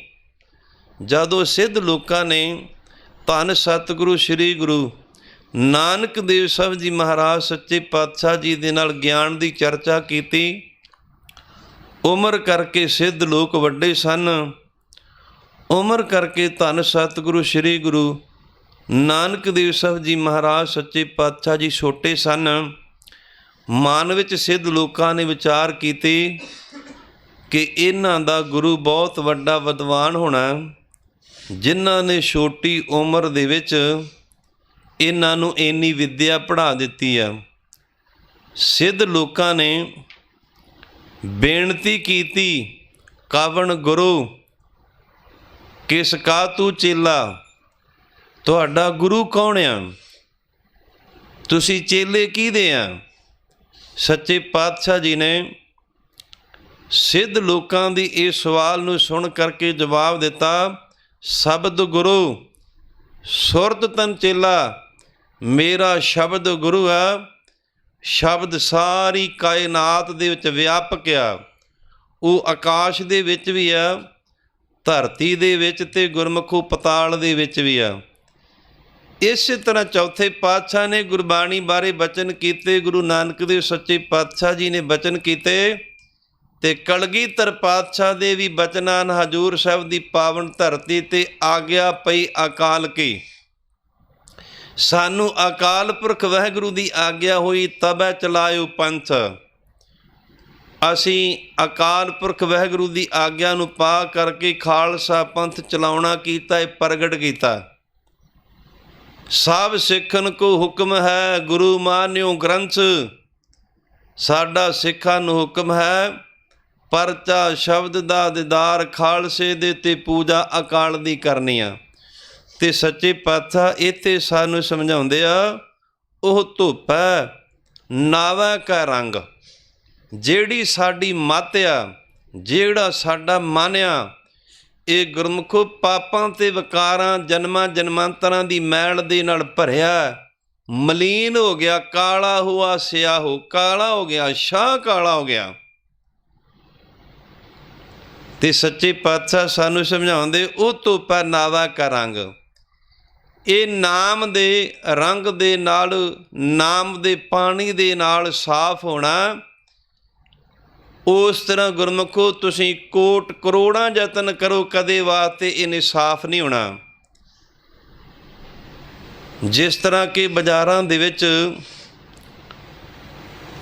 ਵਸਤੂਆਂ ਤੇ ਪਦਾਰਥ ਵਿਕਦੇ ਆ, ਕੱਪੜੇ ਦੀ ਦੁਕਾਨ ਤੇ ਗੁਰਮੁਖੋ ਕੱਪੜਾ ਵਿਕਦਾ, ਪਰਚੂਨ ਦੀ ਦੁਕਾਨ ਤੇ ਪਰਚੂਨ ਦਾ ਸੌਦਾ ਵਿਕਦਾ, ਅਨਾਜ ਮੰਡੀ ਵਿੱਚ ਅਨਾਜ ਵਿਕਦਾ। ਇਸੇ ਤਰ੍ਹਾਂ ਜੀਵ ਦਾ ਗੁਰਮੁਖੋ ਮਨ ਵੀ ਵਿਕਦਾ ਹੈ।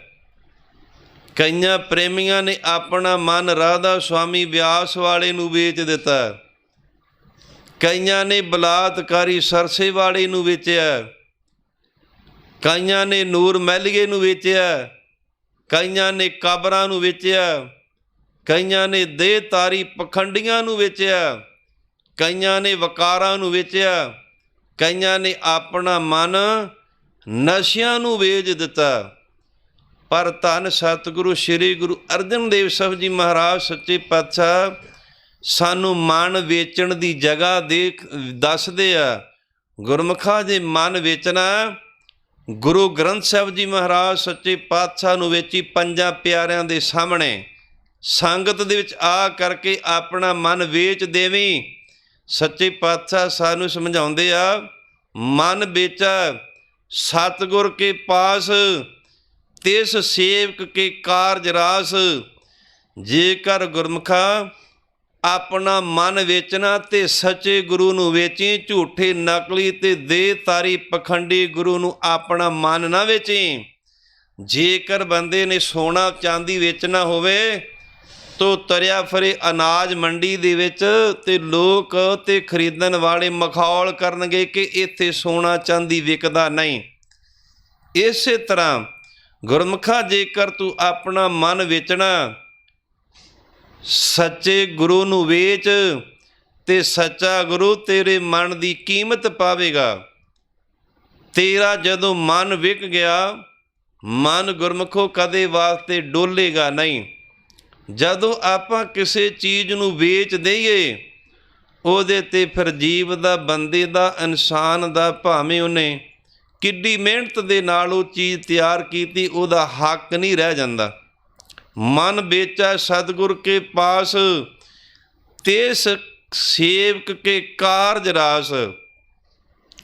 ਉਹਦੇ ਇਸ ਲੋਕ ਦੇ ਜਿੰਨੇ ਵੀ ਆ, ਪਰਿਵਾਰ ਦੇ, ਸਮਾਜ ਦੇ, ਦੁੱਖਾਂ ਤੇ ਸੁੱਖਾਂ ਦੇ ਕਾਰਜ ਗੁਰਮੁਖੋ ਸਾਰੇ ਰਾਸ ਆ ਜਾਂਦੇ ਆ। ਸੇਵਾ ਕਰਤ ਹੋਏ ਨਿਹਕਾਮੇ, ਉਹ ਗੁਰੂ ਦੇ ਦਰ 'ਤੇ ਆ ਕਰਕੇ ਸੇਵਾ ਕਰਦਾ ਤੇ ਫਿਰ ਕਾਮਨਾ ਤੋਂ ਰਹਿਤ ਹੋ ਜਾਂਦਾ। ਸੇਵਾ ਕਰਦਾ ਹੱਥਾਂ ਤੇ ਪੈਰਾਂ ਦੇ ਨਾਲ, ਮਨ ਦੇ ਨਾਲ ਆਪਣੇ ਇਸ਼ਟ ਨੂੰ ਯਾਦ ਕਰਦਾ। ਤਿਸ ਕੋ ਹੋਤ ਪ੍ਰਾਪਤ ਸੁਆਮੀ। ਜਦੋਂ ਹੱਥਾਂ ਤੇ ਪੈਰਾਂ ਨਾਲ ਸੇਵਾ ਕਰਦਾ, ਕਾਮਨਾ ਤੋਂ ਰਹਿਤ ਹੋ ਜਾਂਦਾ। ਮਨ ਦੇ ਵਿੱਚ ਵਿਚਾਰ ਕਰਦਾ, ਮੈਂ ਕਿਆ ਮੰਗਾਂ ਕਿਛ ਥਿਰ ਨ ਰਹਾਈ, ਹਰ ਦੀਜਾ ਨਾਮ ਪਿਆਰੀ ਜੀਓ। ਸੱਚੇ ਪਾਤਸ਼ਾਹ ਆਪ ਜੀ ਦੇ ਕੋਲੋਂ ਕੀ ਮੰਗੀਏ? ਕੋਈ ਵੀ ਦੁਨੀਆ ਦੀ ਦਾਤ ਸਾਥ ਨਹੀਂ ਦੇਣ ਵਾਲੀ, ਕੋਈ ਵੀ ਦੁਨੀਆ ਦੀ ਦਾਤ ਇਹ ਦੁਨੀਆ 'ਤੇ ਟਿਕ ਕਰਕੇ ਰਹਿਣ ਵਾਲੀ ਨਹੀਂ। ਅਰਦਾਸ ਬੇਨਤੀ ਕਰਦਾ ਕਿ ਸੱਚੇ ਪਾਤਸ਼ਾਹ ਕਰ ਕਿਰਪਾ ਕਿਰਪਾਲ, ਆਪਣਾ ਨਾਮ ਦੇਹੋ, ਗੁਣ ਗਾਵਾਂ ਦਿਨ ਰਾਤ, ਨਾਨਕ ਚਾਓ ਇਹੋ। ਸੱਚੇ ਪਾਤਸ਼ਾਹ ਜੇਕਰ ਕਿਰਪਾ ਦੇ ਘਰ ਵਿੱਚ ਆਏ ਤੇ ਸਾਨੂੰ ਨਾਮ ਦੀ ਦਾਤ ਦਿਓ, ਤੇ ਨਾਮ ਅਸੀਂ ਚਾਅ ਦੇ ਨਾਲ ਪੜ੍ਹੀਏ, ਚਾਅ ਦੇ ਨਾਲ ਜਪੀਏ, ਚਾਅ ਦੇ ਨਾਲ ਅਰਾਧੀਏ, ਬੱਧਾ ਚੱਟੀ ਦੇ ਨਾਲ ਨਹੀਂ। ਆਮ ਤੌਰ 'ਤੇ ਬਹੁਤਾਤ ਦੁਨੀਆ ਦੇ ਲੋਕ ਬੱਧਾ ਚੱਟੀ ਦੇ ਨਾਲ ਬਾਣੀ ਪੜ੍ਹਦੇ ਆ। ਕਈਆਂ ਪਰਿਵਾਰਾਂ ਦੇ ਵਿੱਚ ਜਾਣ ਦਾ ਜਦੋਂ ਸਮਾਂ ਮਿਲਦਾ, ਇੱਕ ਪਰਿਵਾਰ ਵਿੱਚ ਅਸੀਂ ਗਏ, ਮਹਿਤਿਓ ਆਏ ਸੀ। ਮਹਿਤਿਓ ਸੇਵਾ 'ਚ ਲੱਗਣ ਵਾਲੇ ਸਾਰੇ ਸਿੰਘ ਸੀ। ਉਸ ਪਰਿਵਾਰ ਨੇ 5 ਸ੍ਰੀ ਅਖੰਡ ਪਾਠ ਸਾਹਿਬ ਕਰਵਾਏ। ਪਰ ਜਦੋਂ ਸਵੇਰ ਤੇ ਸ਼ਾਮ ਦਾ ਟਾਈਮ ਆਉਣਾ, ਉਸ ਪਰਿਵਾਰ ਨੇ ਗੁਰੂ ਗ੍ਰੰਥ ਸਾਹਿਬ ਦੀ ਹਜ਼ੂਰੀ ਵਿੱਚ ਨਹੀਂ ਆਉਣਾ। ਇੱਕ ਕਮਰੇ ਵਿੱਚ ਸ੍ਰੀ ਗੁਰੂ ਗ੍ਰੰਥ ਸਾਹਿਬ ਜੀ ਮਹਾਰਾਜ ਸੱਚੇ ਪਾਤਸ਼ਾਹ ਪ੍ਰਕਾਸ਼ ਆ, ਸ੍ਰੀ ਅਖੰਡ ਪਾਠ ਸਾਹਿਬ ਜਪਜੀ ਸਾਹਿਬ ਦਾ ਜਾਪ ਹੁੰਦਾ। ਦੂਜੇ ਕਮਰੇ ਵਿੱਚ ਸਾਰਾ ਪਰਿਵਾਰ ਟੀਵੀ ਲਾ ਕਰਕੇ ਤੇ ਫਿਲਮਾਂ ਦੇਖਦਾ ਤੇ ਲੋਕਾਂ ਨੂੰ ਕਹਿ ਦੇਣਾ ਕਿ ਅਸੀਂ 5 ਅਖੰਡ ਪਾਠ ਕਰਾਏ ਆ। ਗੁਰਮੁਖੋ, ਇਹ ਘਰੇ ਸੱਦ ਕਰਕੇ ਸ੍ਰੀ ਗੁਰੂ ਗ੍ਰੰਥ ਸਾਹਿਬ ਜੀ ਮਹਾਰਾਜ ਸੱਚੇ ਪਾਤਸ਼ਾਹ ਦਾ ਸਤਿਕਾਰ ਨਹੀਂ, ਇਹ ਨਰਾਦਰੀ ਆ। ਗ੍ਰੰਥੀ ਪਾਠੀ ਸਿੰਘਾਂ ਨੂੰ ਸੱਦ ਕਰਕੇ ਆਪਾਂ ਇਹ ਸੋਚਦੇ ਹਾਂ ਕਿ ਇਹ ਗਰੀਬ ਲੋਕ ਆ, ਇਹਨਾਂ ਦੀ ਕਿਰਤ ਆ ਅਖੰਡ ਪਾਠ ਕਰਨਾ ਤੇ ਭੇਟਾ ਲੈਣੀ, ਇਹਨਾਂ ਦਾ ਕੰਮ ਆ ਅਖੰਡ ਪਾਠ ਕਰਨਾ, ਸਾਡਾ ਕੰਮ ਨਹੀਂ ਕਿ ਸੁਣਨਾ। ਗੁਰਮੁਖੋ, ਇਸ ਤਰ੍ਹਾਂ ਨਹੀਂ। ਆਮ ਪਰਿਵਾਰਾਂ ਦੇ ਵਿੱਚ ਕੀ ਹੁੰਦਾ, ਸਹਿਜ ਪਾਠ ਆਰੰਭ ਕਰਾ ਦੇਣਾ, ਗ੍ਰੰਥੀ ਸਿੰਘ ਨੇ ਪੜ੍ਹੀ ਜਾਣਾ, ਸੁਣਨਾ ਨਹੀਂ, ਪਰਿਵਾਰ ਨੇ ਨਹੀਂ ਆਉਣਾ। ਸੱਚਖੰਡ ਵਾਸੀ ਸੰਤ ਗਿਆਨੀ ਕਰਤਾਰ ਸਿੰਘ ਮਹਾਂਪੁਰਖਾਂ ਦੀ ਰਚਨਾ ਦਾ ਕਥਨ ਹੈ, ਜੇਕਰ ਘਰੇ ਸ੍ਰੀ ਗੁਰੂ ਗ੍ਰੰਥ ਸਾਹਿਬ ਜੀ ਮਹਾਰਾਜ ਸੱਚੇ ਪਾਤਸ਼ਾਹ ਦੀ ਪਾਵਨ ਗੁਰਬਾਣੀ ਦਾ ਅਖੰਡ ਪਾਠ ਕਰਾਇਆ, ਪਰਿਵਾਰ ਨੇ ਭਾਵਨਾ ਨਾਲ ਸੁਣਿਆ ਨਹੀਂ, ਭਾਵਨਾ ਨਾਲ ਸੇਵਾ ਨਹੀਂ ਕੀਤੀ, ਪਰਿਵਾਰ ਨੂੰ ਕੋਈ ਫਲ ਨਹੀਂ ਮਿਲਣਾ। ਜੇਕਰ ਗ੍ਰੰਥੀ ਸਿੰਘਾਂ ਨੇ ਭਾਵਨਾ ਦੇ ਨਾਲ ਕੀਤਾ, ਸ੍ਰੀ ਅਖੰਡ ਪਾਠ ਸਾਹਿਬ ਦਾ ਮਹਾਤਮ ਇਹ ਗ੍ਰੰਥੀ ਸਿੰਘਾਂ ਨੂੰ ਮਿਲ ਜਾਣਾ। ਅਤੇ ਜੇਕਰ ਭਾਵਨਾ ਦੇ ਨਾਲ ਸੁਣਿਆ ਵੀ ਨਹੀਂ, ਭਾਵਨਾ ਦੇ ਨਾਲ ਗ੍ਰੰਥੀ ਸਿੰਘਾਂ ਨੇ ਕੀਤਾ ਵੀ ਨਹੀਂ, ਨਾ ਤਾਂ ਪਰਿਵਾਰ ਨੂੰ ਫਲ ਮਿਲਣਾ, ਨਾ ਕਰਨ ਵਾਲੇ ਗ੍ਰੰਥੀ ਸਿੰਘਾਂ ਨੂੰ ਮਿਲਣਾ। ਗੁਰਮੁਖੋ, ਫਲ ਕਿਹਨੂੰ ਮਿਲਣਾ? ਜਿਸ ਧਰਤੀ 'ਤੇ ਸ੍ਰੀ ਗੁਰੂ ਗ੍ਰੰਥ ਸਾਹਿਬ ਜੀ ਮਹਾਰਾਜ ਸੱਚੇ ਪਾਤਸ਼ਾਹ ਦੇ ਪਾਵਨ ਚਰਨ ਪਏ, ਪਾਵਨ ਗੁਰਬਾਣੀ ਦਾ ਜਾਪ ਹੋਇਆ, ਉਹ ਧਰਤੀ ਪਵਿੱਤਰ ਹੋ ਜਾਣੀ ਆ। ਕਿਉਂਕਿ ਪਾਵਨ ਗੁਰਬਾਣੀ ਦੇ ਬਚਨ ਹਨ, ਜਿੱਥੈ ਜਾਏ ਬਹਿ ਮੇਰਾ ਸਤਿਗੁਰੂ, ਸੋ ਥਾਨ ਸੁਹਾਵਾ RAM ਰਾਜੇ। ਇਹ ਧਰਤੀ ਪਵਿੱਤਰ ਹੋ ਜਾਂਦੀ ਆ, ਕਰਨ ਵਾਲਾ ਵੀ ਖਾਲੀ ਰਹਿ ਗਿਆ, ਕਰਾਉਣ ਵਾਲਾ ਵੀ ਗੁਰਮੁਖੋ ਖਾਲੀ ਰਹਿ ਗਿਆ। ਅਸੀਂ ਖੁਸ਼ਾਮਦੀ ਲੋਕਾਂ ਦੇ ਸਿਰ ਵੀ ਮੁੰਨੇ ਹੁੰਦੇ ਆ, ਦਾੜੀਆਂ ਵੀ ਮੁੰਨੀਆਂ, ਭਾਵਨਾ ਵੀ ਨਹੀਂ, ਭਉ ਵੀ ਨਹੀਂ, ਬਹਿ ਕਰਕੇ ਗੁਰਬਾਣੀ ਸੁਣੀ ਵੀ ਨਹੀਂ। ਤੇ ਜਦੋਂ ਆਰੰਭ ਦੀ ਮੱਧ ਦੀ ਭੋਗ ਦੀ ਅਰਦਾਸ ਹੁੰਦੀ ਆ ਤੇ ਆਪਾਂ ਕਹਿੰਦੇ ਨੇ ਗੁਰਮੁਖ ਪਰਿਵਾਰ ਨੇ ਬੜੀ ਭਾਵਨਾ ਦੇ ਨਾਲ ਸ੍ਰੀ ਅਖੰਡ ਪਾਠ ਸਾਹਿਬ ਕਰਾਇਆ। ਸੱਚੇ ਪਾਤਸ਼ਾਹ ਜਿਸ ਭਾਵਨਾ ਦੇ ਨਾਲ ਕਰਾਇਆ, ਭਾਵਨਾ ਪੂਰੀ ਕਰਿਓ। ਸਿਰ ਮੁੰਨਿਆ, ਦਾੜੀ ਮੁੰਨੀ ਆ, ਖੰਡ ਪਾਠ ਭਾਵਨਾ ਦੇ ਨਾਲ ਸੁਣਿਆ ਨਹੀਂ ਤੇ ਸੱਚੇ ਪਾਤਸ਼ਾਹ ਇਹਨਾਂ ਦੀ ਭਾਵਨਾ ਕਿਸ ਤਰ੍ਹਾਂ ਪੂਰੀ ਕਰਨਗੇ। ਇੱਕ ਵਾਰ ਪਟਿਆਲੇ ਵਾਲੇ ਰਾਜੇ ਨੇ ਸੰਤ ਬਾਬਾ ਆਤਰ ਸਿੰਘ ਮਹਾਂਪੁਰਖਾਂ ਦਾ ਪ੍ਰਸ਼ਾਦਾ ਕੀਤਾ, ਪ੍ਰਸ਼ਾਦਾ ਛਕਾਇਆ। ਜਦੋਂ ਪ੍ਰਸ਼ਾਦਾ ਛਕਿਆ, ਨਾ ਰਾਜੇ ਨੇ ਸੇਵਾ ਕੀਤੀ, ਨਾ ਬੱਚਿਆਂ ਨੇ ਸੇਵਾ ਕੀਤੀ ਤੇ ਨਾ ਰਾਣੀ ਨੇ ਕੀਤੀ।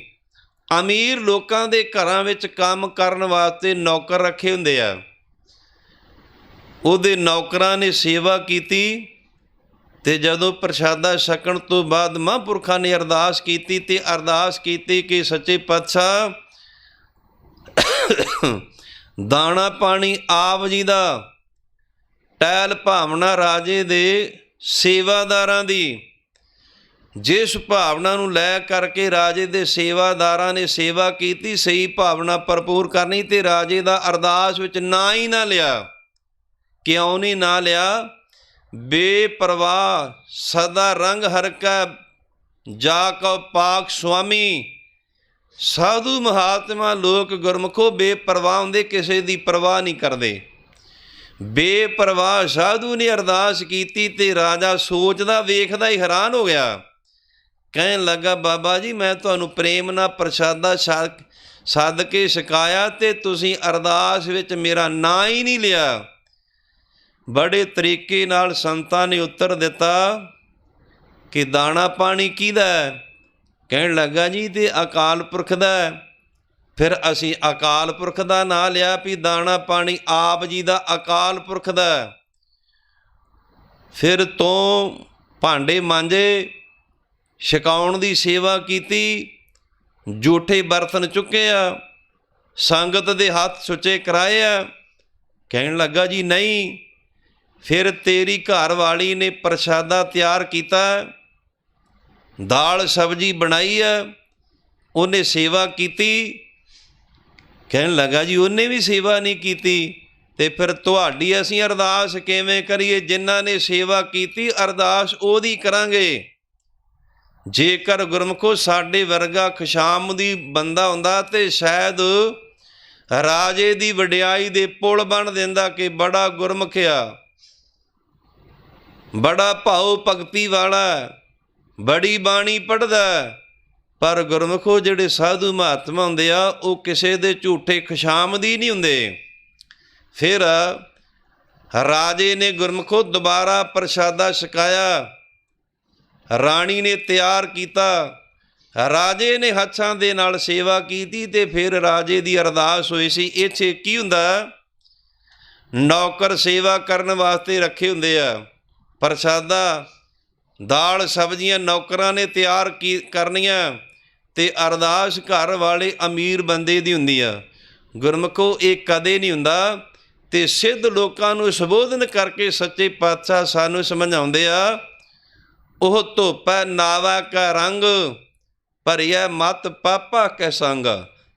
ਜਿਹੜੀ ਸਾਡੀ ਮਤ ਬੁੱਧ ਆ ਜਨਮਾਂ ਜਨਮਾਂਤਰਾਂ ਦੀ ਮੈਲ ਦੇ ਨਾਲ ਭਰੀ ਹੋਈ ਆ।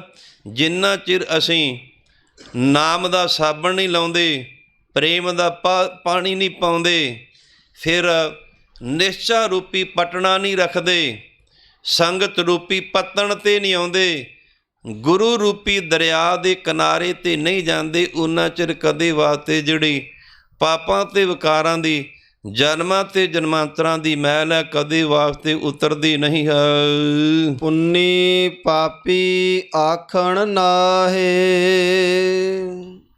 ਇਨ੍ਹਾਂ ਉਪਦੇਸ਼ ਸੁਣ ਕਰਕੇ ਸਿੱਧ ਲੋਕਾਂ ਨੇ ਸੱਚੇ ਪਾਤਸ਼ਾਹ ਦੇ ਚਰਨ ਕਮਲਾਂ ਵਿੱਚ ਬੇਨਤੀ ਕੀਤੀ ਕਿ ਸੱਚੇ ਪਾਤਸ਼ਾਹ ਜਿਹੜੇ ਨਾਮ ਜਪਦੇ ਆ ਉਹ ਪੁੰਨੀ ਲੋਕ ਹੁੰਦੇ ਆ ਜਾਂ ਪਾਪੀ ਲੋਕ ਹੁੰਦੇ ਆ। ਅਤੇ ਸੱਚੇ ਪਾਤਸ਼ਾਹ ਸਿੱਧ ਲੋਕਾਂ ਦੀ ਇਸ ਬੇਨਤੀ ਨੂੰ, ਸਵਾਲ ਨੂੰ ਸੁਣ ਕਰਕੇ ਕਥਨ ਕਰਦੇ ਕਿ ਪੁੰਨੀ ਪਾਪੀ ਆਖਣ ਨਾਹੇ। ਨਾ ਤਾਂ ਉਹਨਾਂ ਨੂੰ ਪੁੰਨੀ ਆਖਿਆ ਜਾਂਦਾ ਅਤੇ ਨਾ ਪਾਪੀ ਆਖਿਆ ਜਾਂਦਾ।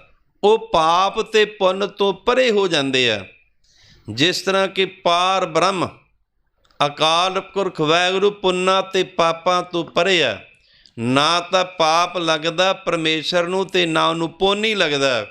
ਇਸੇ ਤਰ੍ਹਾਂ ਜਿਹੜੇ ਪਰਮੇਸ਼ਰ ਦੇ ਪਿਆਰੇ ਪਰਮੇਸ਼ਰ ਦੀ ਬੰਦਗੀ ਕਰਦੇ ਆ ਗੁਰਖੋ, ਨਾ ਉਹਨਾਂ ਨੂੰ ਪੁੰਨ ਲੱਗਦਾ ਅਤੇ ਨਾ ਉਹ ਪਾਪ ਹੀ ਲੱਗਦਾ। ਉਹ ਪੁੰਨਾਂ ਅਤੇ ਪਾਪਾਂ ਤੋਂ ਪਰੇ ਹੋ ਜਾਂਦੇ ਆ। ਇੱਕ ਪਰਮੇਸ਼ਰ ਦੀ ਜੋਤ, ਪਰਮੇਸ਼ਰ ਦਾ ਨਾਮ ਜਪ ਕਰਕੇ ਪਰਮੇਸ਼ਰ ਦਾ ਸਰੂਪ ਬਣ ਜਾਂਦੇ ਆ। ਇਹ ਸਿੱਧ ਲੋਕੋ ਨਾ ਤੋਂ ਪੁੰਨੀ ਹੁੰਦੇ ਅਤੇ ਨਾ ਹੀ ਪਾਪੀ ਹੁੰਦੇ ਹਨ। ਕਰ ਕਰ ਕਰਨਾ ਲਿਖ ਲੈ ਜਾਹੋ। ਤੇ ਸੱਚੇ ਪਾਤਸ਼ਾਹ ਦੇ ਚਰਨ ਕਮਲਾਂ ਵਿੱਚ ਬੇਨਤੀ ਕੀਤੀ ਕਿ ਜਦੋਂ ਜੀਵ ਪਰਲੋਕ ਵਿੱਚ ਜਾਂਦਾ ਹੈ ਫਿਰ ਜੀਵਾਂ ਦੇ ਲੇਖੇ ਜੋਖੇ ਦਾ ਹਿਸਾਬ ਕਿਤਾਬ ਕਿਵੇਂ ਹੁੰਦਾ। ਉੱਥੇ ਤੇ ਕੋਈ ਕਾਗਜ਼ ਨਹੀਂ ਜਾਂਦਾ। ਇੱਥੋਂ ਤੱਕ ਜਿਹੜਾ ਜੀਵ ਦਾ ਸਰੀਰ ਆ ਉਹ ਵੀ ਧਰਤੀ 'ਤੇ ਰਹਿ ਜਾਂਦਾ। ਜੀਵ ਹਮੇਸ਼ਾ ਵਾਸਤੇ ਆਪਣੇ ਸਰੀਰ ਦੀ ਪਾਲਣ ਪੋਸ਼ਣ ਵਾਸਤੇ ਲੱਗਾ ਰਹਿੰਦਾ, ਇਹਨੂੰ ਸੋਹਣਾ ਬਣਾਉਣ ਦਾ ਯਤਨ ਕਰਦਾ। ਜਦੋਂ ਪੱਗ ਬੰਨ੍ਹਣੀਆਂ ਸ਼ੀਸ਼ੇ ਦੇ ਅੱਗੇ ਖਲੋ ਕੇ ਬੰਨ੍ਹਣੀਆਂ। ਇੱਥੋਂ ਤੱਕ ਵਾਰ-ਵਾਰ ਸ਼ੀਸ਼ੇ ਦੇ ਵਿੱਚ ਆਪਣਾ ਸਰੀਰ ਤੇ ਮੂੰਹ ਵੇਖਣਾ। ਪੱਗ ਸੋਹਣੀ ਬੰਨ੍ਹਣ ਦੇ ਨਾਲ ਬੰਦਾ ਸੋਹਣਾ ਨਹੀਂ ਬਣਦਾ। ਗੋਰੇ ਚਿੱਟੇ ਰੰਗ ਦੇ ਨਾਲ ਮੂੰਹ ਨੂੰ ਚੋਪਣ ਕਰਕੇ ਦਾੜੀ ਮਨਾ ਕਰਕੇ ਬੰਦਾ ਸੋਹਣਾ ਨਹੀਂ ਬਣਦਾ। ਜੀਵ ਹਮੇਸ਼ਾ ਵਾਸਤੇ ਭਾਵੇਂ ਬੁੱਢਾ ਹੋ ਜਾਵੇ ਤੇ ਉਹ ਵੀ ਸੋਹਣਾ ਬਣਨ ਦਾ ਯਤਨ ਕਰਦਾ। ਪਾਵਨ ਗੁਰਬਾਣੀ ਦੇ ਬਚਨ ਹਨ, ਫਿਰ ਬੰਦਾ ਸੋਹਣਾ ਬਣਦਾ ਕਿਵੇਂ ਆ? ਸੋਹਣੇ ਦੇ ਲੱਛਣ ਕੀ ਹੁੰਦੇ ਆ? ਸੋਹਣਾ ਕਹਿੰਦੇ ਕਿਹਨੂੰ ਆ? ਪਾਵਨ ਗੁਰਬਾਣੀ ਦੇ ਬਚਨ ਹਨ, ਹਰ ਹਰ ਕਰੇ ਸੇਈ ਜਨ ਸੋਹਣੇ ਤਿਨ ਕਉ ਪਰਜਾ ਪੂਜਨ ਆਈ। ਇੱਕ ਅਸ਼ਟਾਬਕਰ ਨਾਮ ਦਾ ਮਹਾਤਮਾ ਹੋਇਆ। ਅਸ਼ਟਾ ਕਹਿੰਦੇ 8 ਨੂੰ ਅਤੇ ਬੱਕਰ ਕਹਿੰਦੇ ਵਲ ਨੂੰ।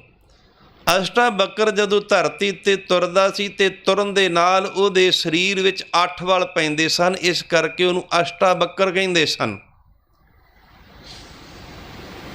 ਜਨਕ ਰਾਜੇ ਦੀ ਕਚਹਿਰੀ ਵਿੱਚ ਬੜੇ ਉਹਨੇ ਵਿਦਵਾਨ ਸੱਦੇ ਸਨ। ਉਹਦਾ ਕੋਈ ਸਵਾਲ ਸੀ ਅਤੇ ਕੋਈ ਸਵਾਲ ਦਾ ਜਵਾਬ ਨਾ ਦੇ ਸਕਿਆ। ਜਿਹੜਾ ਜਵਾਬ ਨਹੀਂ ਸੀ ਦਿੰਦਾ ਸਾਰਿਆਂ ਨੂੰ ਉਹਨੇ ਕੈਦ ਵਿੱਚ ਕਰ ਲਿਆ। ਅਤੇ ਜਦੋਂ ਅਸ਼ਟਾਬਕਰ ਨੂੰ ਪਤਾ ਲੱਗਾ, ਅਸ਼ਟਾਬਕਰ ਰਾਜੇ ਦੀ ਕਚਹਿਰੀ ਵਿੱਚ ਆਇਆ, ਜਵਾਬ ਦੇਣ ਵਾਸਤੇ ਆਇਆ।